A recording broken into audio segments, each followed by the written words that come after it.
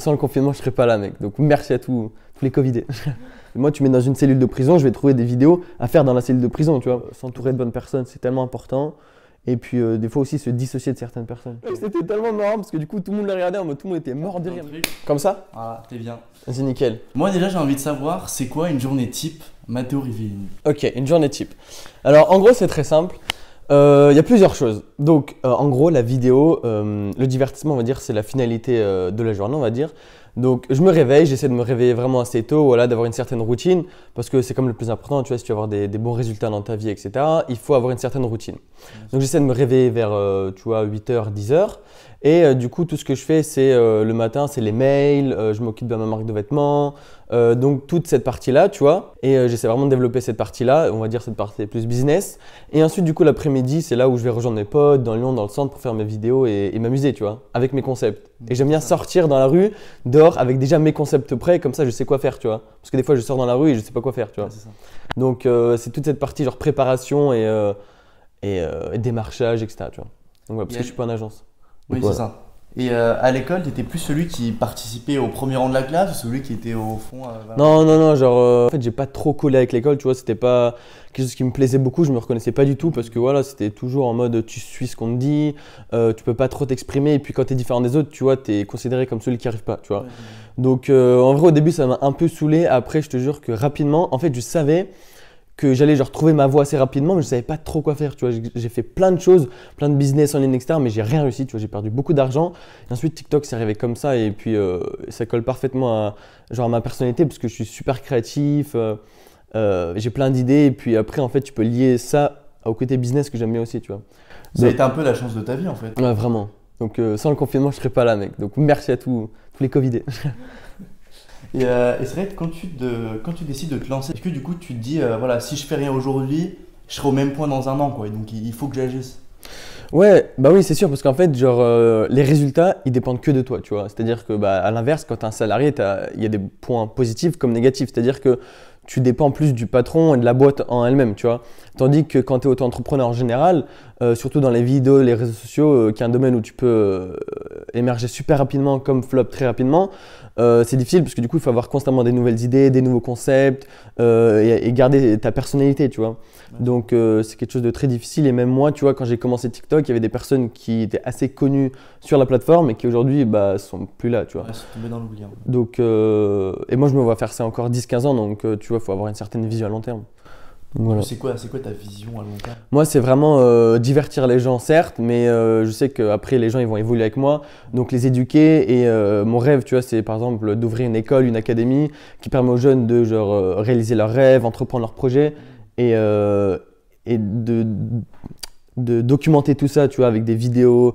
Enfin, surtout des vidéos, tu vois, mais toujours garder ma personnalité, tu vois, genre divertissante, mais aussi, quand on me connaît bien, c'est plus posé et assez intelligent derrière, tu vois. C'est vrai que tu as commencé l'aventure TikTok dans ta chambre. Ouais. Est-ce que tu t'en souviens? Ouh là là, mec, au début, au début, je faisais ça pour rigoler, tu vois. Donc, avec un pote, 2-3 cap ou pas cap d'heure pour rigoler. Donc, ça m'amusait bien parce que j'ai toujours aimé faire des conneries, etc. Cap ou pas cap, tu rentres chez Sephora qui sont juste ici. Tu te mets du rouge à lèvres et après, tu demandes à la caissière si ça te va bien. Vas-y, c'est parti.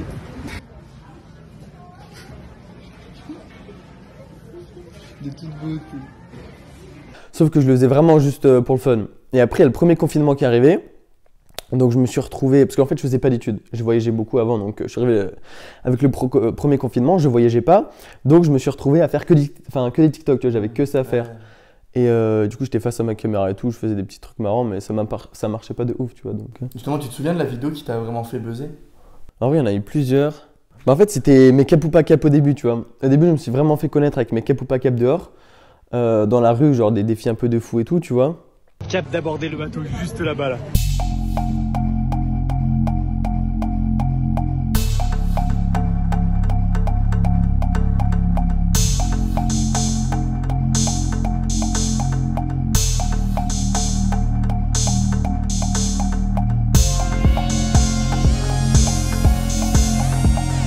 Et ça plaisait bien aux gens.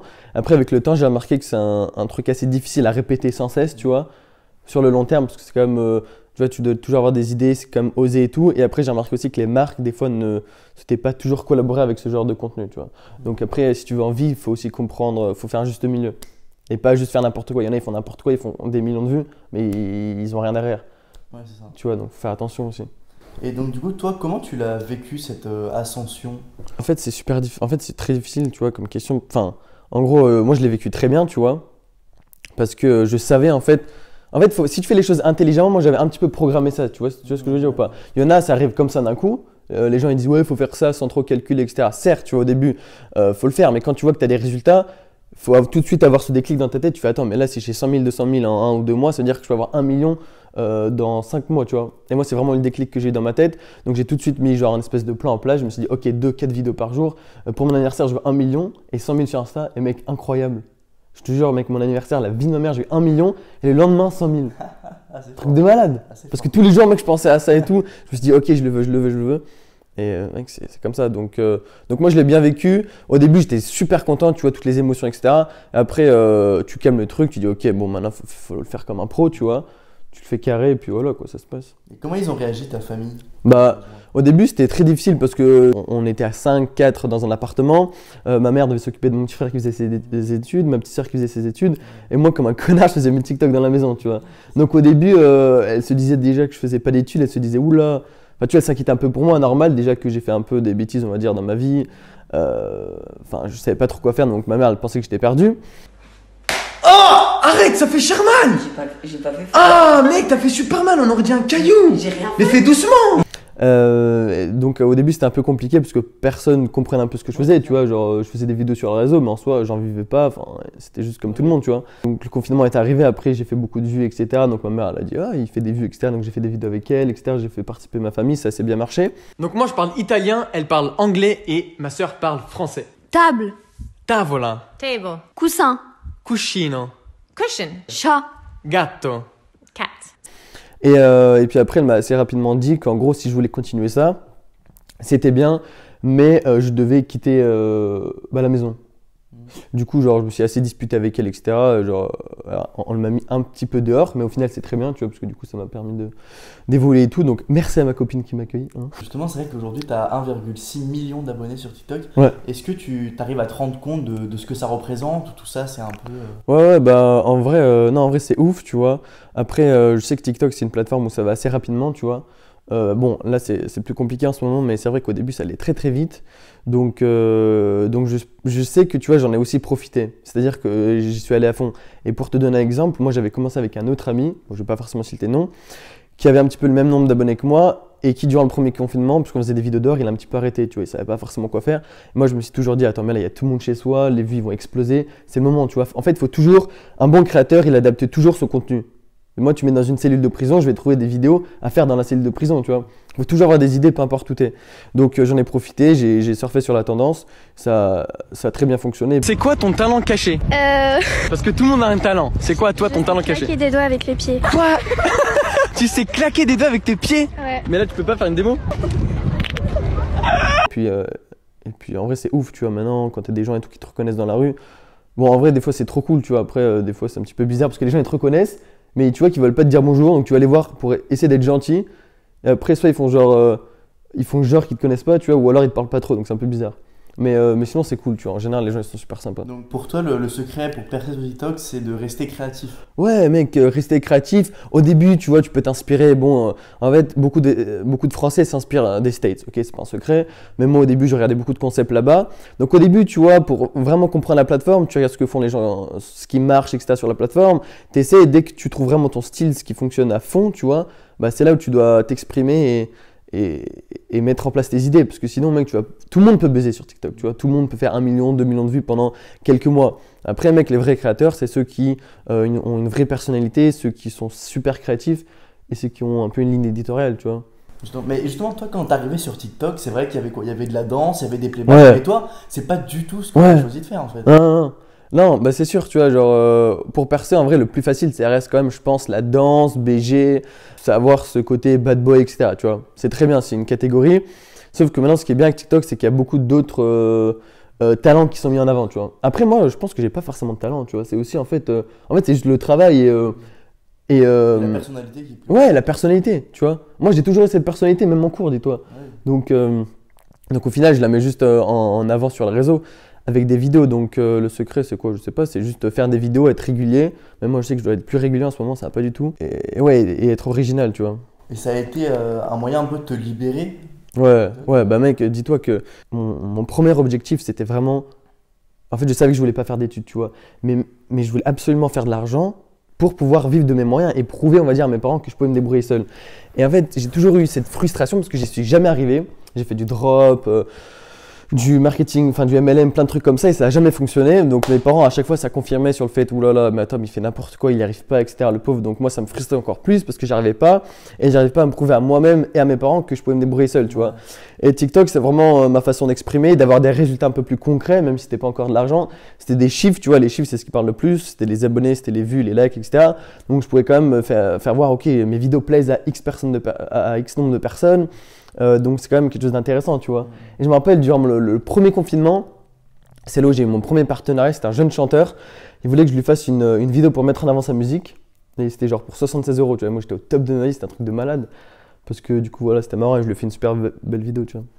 Parce que là, tu parles de partenariat. Aujourd'hui, moi, si je suis une marque, Ouais. que je veux collaborer avec toi, ça marche comment concrètement? Parce que pour la plupart des gens, c'est un autre monde, c'est quelque chose d'hyper flou. Bah en gros, du coup, d'une part, soit c'est la marque qui me contacte par mail, soit du coup, c'est moi des fois qui va démarcher des marques.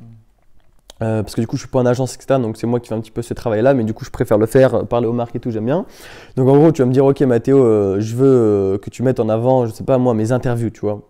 Et bah, du coup, tu vas me contacter et le plus important, avant de parler de prix, etc., c'est de savoir un petit peu la vidéo qu'on peut mettre en place ensemble, tu vois. Parce qu'au final, moi, je fais de l'humour, mais ce qui est bien, c'est que l'humour, etc., ça s'adapte à tout type de partenariat, on va dire. C'est pas comme la danse, etc., où des fois, c'est un peu plus compliqué. Donc, on va d'abord trouver un petit peu une vidéo qu'on pourrait mettre en place qui peut marcher, qui peut mettre en avant ton univers comme le mien, tu vois, pour bien que ça fasse un mélange. Après, on se met d'accord sur un prix et puis voilà, après, on met en place la vidéo. Et dis-toi que TikTok, le plus important, c'est, on va dire, le branding, pour le branding. C'est-à-dire que les grosses marques, elles aiment bien TikTok parce que du coup, ça touche beaucoup de personnes, donc ça crée l'image de marque, tu vois. Donc voilà. Mais toi, aujourd'hui, tu arrives à vivre vraiment de TikTok? Ouais, aujourd'hui, j'en vis. Et franchement, c'est trop cool, tu vois. Donc j'en profite parce que du coup, dès que je vais à un endroit, j'essaie par exemple de proposer un partenaire, etc. Il faut toujours avoir cette vision-là, tu vois. Donc ouais, si t'es assez intelligent, franchement, tu peux bien vivre. Justement, tu as commencé en racontant un peu des conneries, un peu sur TikTok. Ouais. Mais c'était tellement marrant. En gros, j'étais en cours en troisième. D'ailleurs, j'étais au collège en Perse, c'est genre vraiment de l'autre côté de la passerelle. Je mettais 5 minutes à y aller. Et en fait, du coup, on avait toujours cours d'anglais avec Madame Masson. Donc c'était au 4e étage, etc. On était toujours en retard. Et en fait, genre mec, elle nous collait tous les cours. C'était une catastrophe. On avait je sais pas combien d'heures de colle. Et en fait, à chaque fois qu'elle nous collait, elle notait ça dans l'agenda. Tu vois, dans son petit agenda rouge, elle le posait au coin de la table. Donc avec mes potes, on s'est dit ok, on va partir en mission 007 et le but c'est de lui piquer son agenda, tu vois, pour qu'elle oublie toutes les heures de code de la semaine. Donc on est arrivé, etc. Moi je l'ai piqué. Donc en gros mes potes ils sont allés lui parler, etc. Moi j'ai pris l'agenda, je l'ai piqué. On s'est barré, etc. On était tout contents, on avait l'agenda. Et après du coup je l'ai refilé à mon pote Yacine. Donc Yacine. Et donc lui il était en possession de l'agenda, tu vois. Et une heure après tout le collège, tu vois, savait qu'on avait volé l'agenda de la prof. Parce que tu vois c'était quand même piquer l'agenda d'une prof et tout. Donc tout le monde le savait, etc. Et en fait, on avait un groupe de potes, moi, Yacine, Adèle et Christian. Et Christian, vraiment, c'était trop marrant, etc. Et à chaque fois, tu vois, genre, c'était celui qui se faisait choper, tu vois. Donc tout le monde était au courant, etc. dans le lycée. Tout le monde essayait un petit peu de savoir c'était qui, bref. Et donc, en fait, on était en cours de SVT. Et en fait, on savait que le directeur, il allait arriver pour faire un petit peu un contrôle et de trouver l'agenda. Donc, en fait, nous, ce qu'on a fait, c'est qu'on a donné l'agenda à Christian. Et Christian, tu vois, il a pris l'agenda, il l'a mis dans sa pochette en plastique, ce connard. Mais en fait, il l'a mis dans sa pochette en plastique, ça faisait une grosse bosse. Et du coup, on savait que le directeur, il allait passer. Et là, c'est pas au milieu du cours, le directeur, il commence à toquer avec la directrice et tout, genre les deux plus gros du collège et tout. Donc, tu sais, quand t'es au collège, tu dis, oulala, c'est le directeur et tout. Bref, ils arrivent et ils disent, ok, mettez toutes vos affaires sur la table et on va vérifier un petit peu, on va faire un petit contrôle. Et mec, je me suis tapé une barre parce qu'en gros, tout le monde sortait ses affaires. Et lui, Christian, comme un connard, du coup, il avait genre pas beaucoup d'affaires dans son sac, je sais pas pourquoi. Et il pose sa pochette. Mec, il y avait une grosse bosse avec l'agenda dessus. Mec, c'était tellement marrant parce que du coup, tout le monde le regardait en mode tout le monde était mort de rire. Mec, la vie de ma mère, il y avait une bosse. C'était comme ça, c'était un gros agenda. Et du coup, il commence à passer dans les rangs. Et finalité de l'histoire, il voit cette bosse et tout. Et bref, il trouve la gendarme et qu'on a explosé de rire, on s'est fait défoncer à la fin. Mais c'était trop marrant. Je suis sûr qu'il y a un TikTok dont tu es super fier. Aujourd'hui. Ouais. Bah, en fait, dis-toi que dans mon contenu, moi, ce que je préfère faire, c'est les cap ou pas cap, les trucs osés. Et comme je t'ai dit avant, c'est difficile de faire ça tous les jours, tu vois, donc c'est pour ça que j'essaie de trouver du contenu à côté. Mais c'est vraiment le contenu que je préfère faire, en mode mes vidéos où je me suis introduit dans McDo par la fenêtre.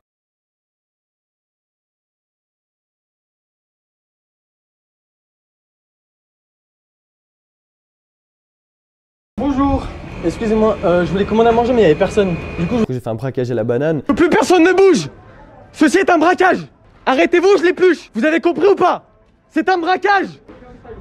J'aime bien ça parce que c'est de l'improviser, c'est là où je stresse avant de le faire, c'est là où genre il y a des sensations, tu vois. Et quand je regarde la vidéo, quand je la monte, je suis grave content. Je me suis dit, oh putain, j'ai réussi à faire ça. Les gens vont kiffer. Et quand les gens me reconnaissent, j'ai envie qu'ils me reconnaissent à cause de ça et pas forcément à cause de mes autres vidéos, tu vois. Après, je suis content qu'ils me reconnaissent, mais je préfère qu'ils me reconnaissent avec mes vidéos osées que d'autres vidéos, tu vois. Ouais, ok. Parce que j'ai vu par exemple que tu étais allé descendre pour donner à manger à des Ouais. élèves, il me semble. Ça aussi, c'est quand même un beau message. Ouais. Tu vois, c'est important de Oui, transmettre voilà. cette image-là aussi. Surtout. Après, tu vois, dis-toi, quand t'es influenceur, c'est bien aussi de gérer son image et pas de faire que n'importe quoi. Et de faire aussi des vidéos assez, on va dire, bénéfiques pour ton image. Et d'ailleurs, tu vois, en gros, moi j'ai plein d'idées. J'ai plein d'idées TikTok, j'essaie de les classer par catégorie. Et en gros, j'ai créé une nouvelle catégorie il n'y a pas longtemps où c'est en gros vidéo pour mon image, tu vois, pour traiter mon image. Et en gros, c'est genre plein de petites vidéos que je devrais faire, je vais le faire cet été, je pense, qui, tu vois, juste transmettent qui incitent les gens à faire de la bonne action et tout, tu vois. Donc ils disent, putain, le mec il fait n'importe quoi, mais il fait comme des interviews marrantes, il aide comme les personnes, tu vois. Donc ça rééquilibre le truc. Et les marques, elles kiffent, tu vois, une personne qui sait faire plein de choses différentes. C'est vrai que t'adorais, ce que t'aimais faire, c'est les cap ou pas cap, les Ouais. challenges. Tu te souviens d'un TikTok vraiment qui a mal tourné là Oulala, mec. Bah, en gros, je l'ai pas posté. Parce que du coup, je veux pas que le mec il me repète la gueule ou quoi. Mais en gros, bon, je sais pas pourquoi, j'étais avec mon pote Cyril et il me dit en fait, il y avait un déménagement. Il me dit, oh, putain, Mathéo, cap de monter sur le camion.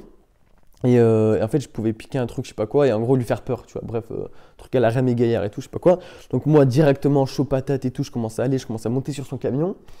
Et le mec, 5 minutes, il vient pas, 10 minutes, il vient pas, mais 15 minutes, j'étais posé sur son camion. Et là, il y a de plus en plus de gens qui sont arrêtés parce que moi, j'étais comme un connard sur un gros camion. Et le camion, il était assez haut, tu vois. Je pouvais pas, on va dire, sauter du camion sans me ramasser la gueule. Donc là, le monsieur, il arrive et tout. Le mec, il voit que je suis sur son camion.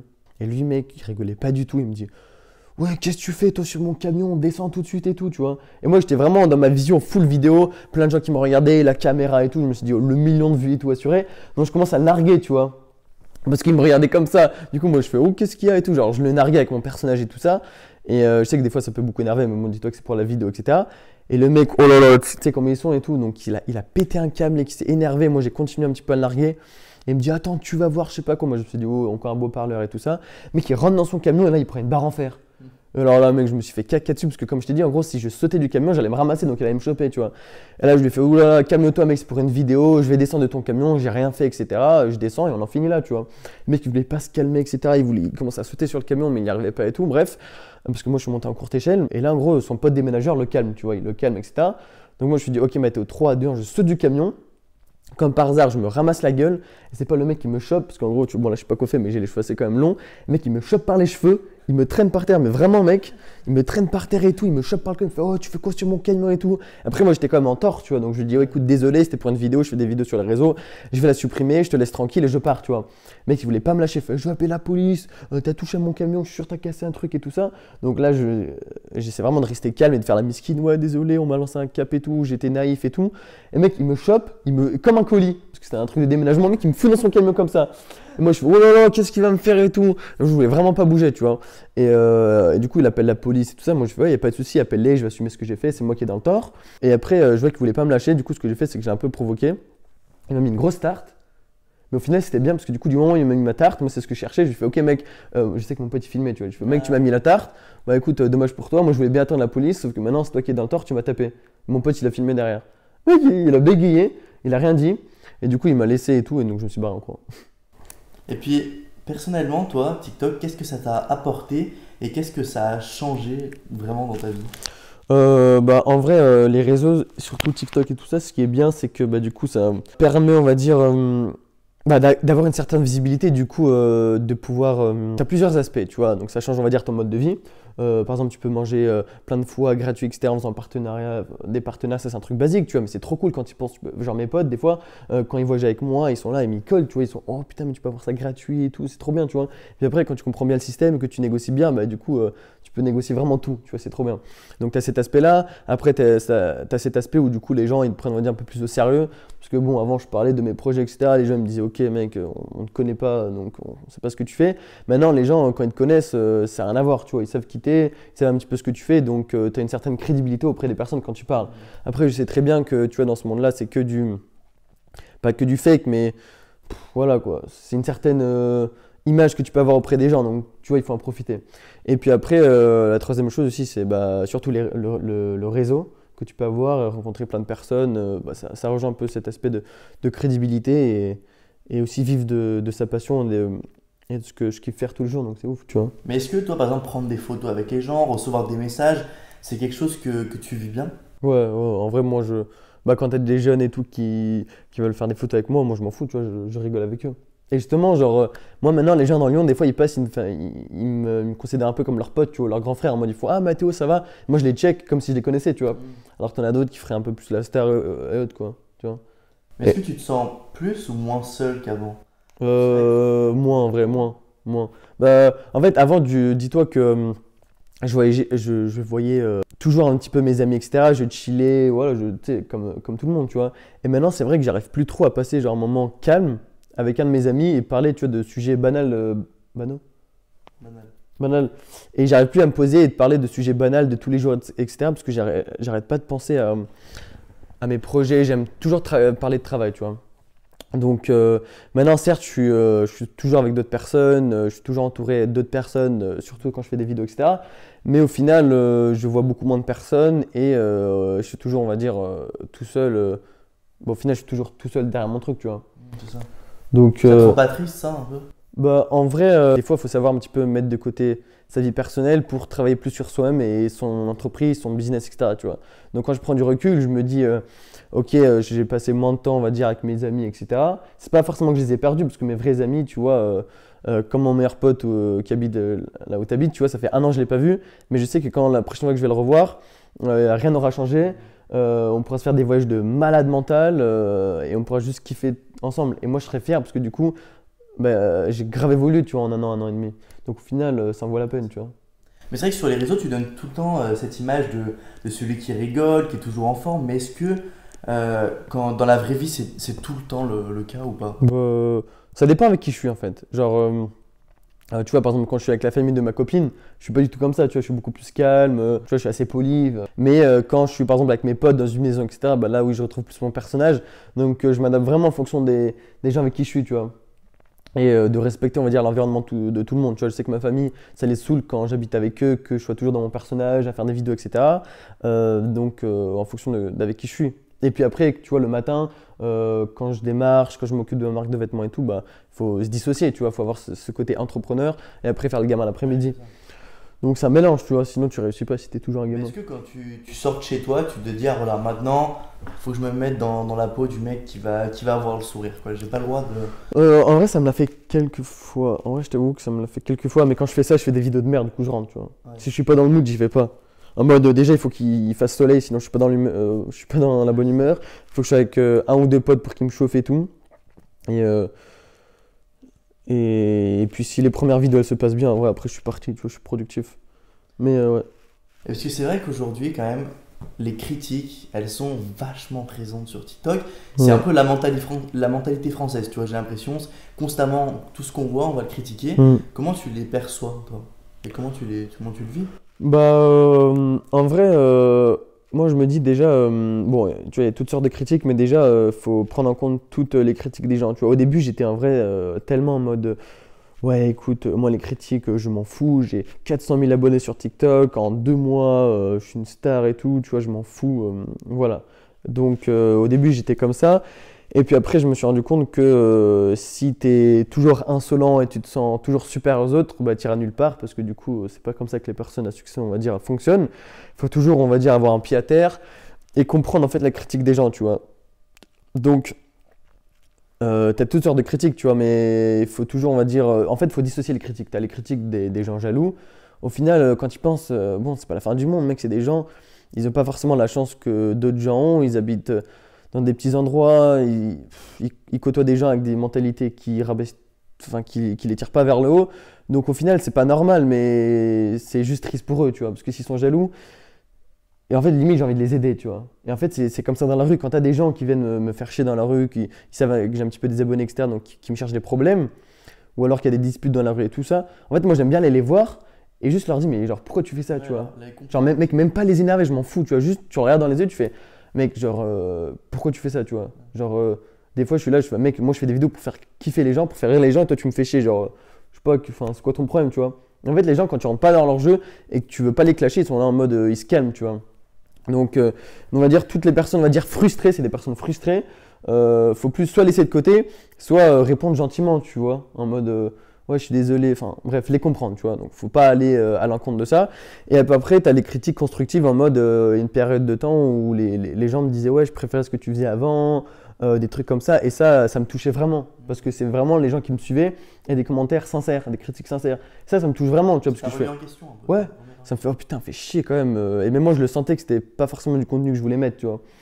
Donc ça, c'est les critiques vraiment constructives auxquelles je réponds en mode écoute, je comprends, je vais essayer de changer et tout.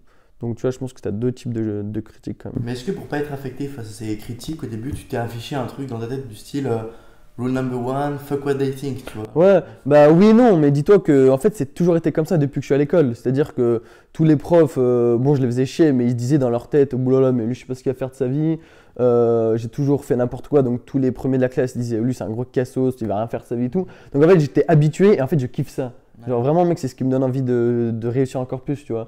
En mode si tout le monde t'aime, genre c'est pas possible en fait, c'est un truc qui va pas, tu vois. Il faut qu'il y ait des gens qui t'aiment pas. Ouais, C'est bon signe, tu vois. Après, enfin c'est pas, je dis pas qu'il faut qu'il y ait des gens qui t'aiment pas, mais si personne te critique, ça veut dire que ça va pas, tu vois. Donc Et aujourd'hui, est-ce que tu as conscience que TikTok ça peut s'arrêter d'un jour à l'autre? Est-ce que justement Ouais. t'as peur de ça? Bah en vrai moi j'ai pas du tout peur et justement tu vois ce qui est dommage c'est qu'en fait la mentalité française elle est beaucoup en mode ouais mais si ça s'arrête, si t'as plus ça etc comment tu vas faire, t'as pas d'études, t'as pas de diplôme. En fait le plus important c'est vraiment ta mentalité et comment tu vois tout ça tu vois. TikTok ça peut certes durer encore je pense 2, 3, 4, 5 ans max. Donc c'est pour ça après il faut switcher de plateforme. Donc là par exemple tu vois il faudrait vraiment que j'aille sur YouTube parce que je pense que c'est vraiment le truc qui va perdurer à long terme. Mais le plus important c'est d'utiliser l'influence que tu as actuellement qui va peut-être comme tu dis perdurer 5 ans. Utiliser cette influence et développer des choses à côté tu vois. Et ça c'est le plus important parce que le but c'est de développer on va dire des business. En tout cas moi mon but tu as cette influence qui va durer 5 ans. Mais le but c'est de développer des business qui vont durer tu vois 20 ans à côté. Mais que tu auras créé autour de l'influence que tu as eu pendant 5 ans. Parce que du coup, tu peux aller démarcher, je sais pas, des entreprises. Quand tu as cette influence, ils te prennent beaucoup plus de sérieux, tu as beaucoup plus de réponses que quand tu le démarches et que tu as zéro influence et que personne ne s'est quitté, tu vois. Donc moi, je vois vraiment le truc comme ça. Et puis après, comme je t'ai dit, si tu restes quelqu'un de créatif avec des bonnes idées et de professionnel dans ce que tu fais, il n'y a aucune raison que ça marche pas, tu vois. Après, oui, il faut rester motivé, tu as toujours des hauts et des bas. Mais voilà, ça fait partie du truc, quoi. C'est vrai que justement aujourd'hui sur TikTok, on voit qu'il y a des jeunes qui s'exposent de plus en plus tôt. Là, on voit TikTok qui bannit de plus en plus de personnes. Ouais. Il y a beaucoup de reproches qui lui sont faits. Qu'est-ce que tu penses globalement de cette application aujourd'hui? Bah, en vrai, c'est assez bizarre. En fait, déjà, il y a une grosse différence entre, tu vois, TikTok France et TikTok US. Et ça, en vrai, je sais pas pourquoi. Même toi, je sais pas si tu sais, mais moi, je pense que c'est plus, on va dire, en fait, les gouvernements qui imposent chacun leurs règles, tu vois. En mode, une fille qui danse en bikini en France, ça va être beaucoup plus susceptible d'être bloquée qu'aux States, tu vois. Donc, c'est assez frustrant, surtout que, tu vois, les créateurs, ils créent beaucoup de contenu, ils n'ont pas forcément de proximité avec la plateforme. C'est-à-dire qu'ils te bannissent et en fait, tu n'as aucun retour, tu n'as aucun soutien de la plateforme. Donc, c'est assez énervant, surtout quand c'est ton travail.